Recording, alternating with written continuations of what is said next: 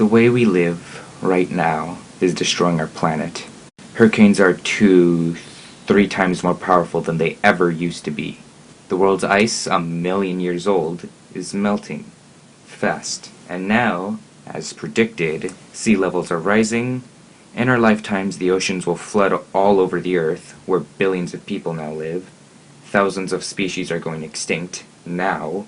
The coral reefs are turning into deserts. The land around the equator is becoming completely uninhabitable, and it's only going to get much worse. Because the polar ice caps reflect huge amounts of sunlight, but when this ice melts, it's replaced by seawater, and seawater absorbs the sun's heat instead of reflecting it, making the Earth even warmer. Which makes even more ice melt, which makes the Earth even warmer, and well, you get it. It's called a feedback loop.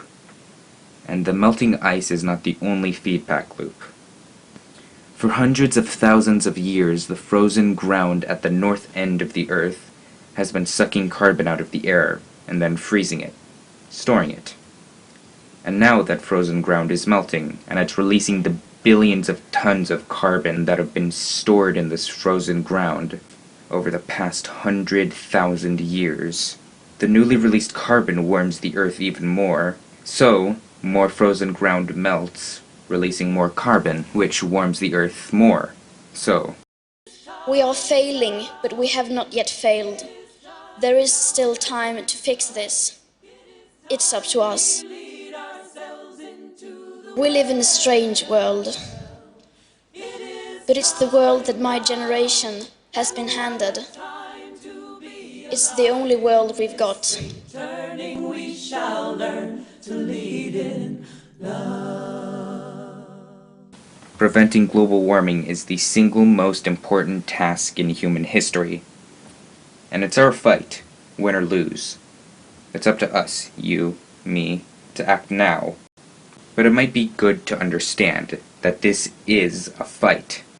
This disaster was not an accident. Scientists have been yelling about this since the 1950s. Even now, man may be unwittingly changing the world's climate through the waste products of his civilization. Due to our release through factories and automobiles every year of more than 6 billion tons of carbon dioxide, our atmosphere seems to be getting warmer. This is bad? Well, it's been calculated a few degrees rise in the Earth's temperature would melt the polar ice caps.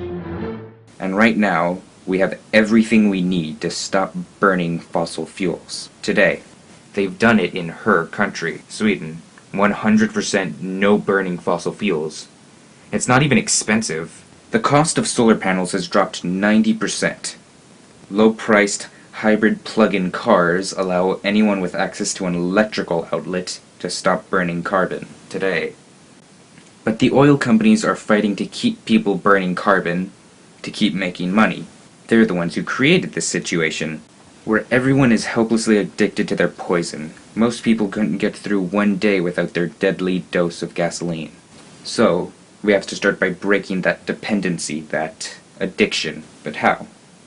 Well, here's the plan. Stop allowing car companies to sell cars that don't plug in. Duh. This is a tiny step, but it's a real step. It's not the end of the fight, but it's a good start. Take this ballot initiative and make your parents sign it and send it in. But you're forcing people. You have to educate them, not force them. Well, yes, but it's complicated. You remember that kid's book, Green Energies and Ham? With the guy who didn't even want to try putting green energy into his ham. In his car. He thought he didn't want to, but then he tried it, and he discovered that he didn't love buying gasoline after all. I do so like not buying gas, stupid gas station, smells like ass. I do so love my plug-in ham. Thank you, Sam I am.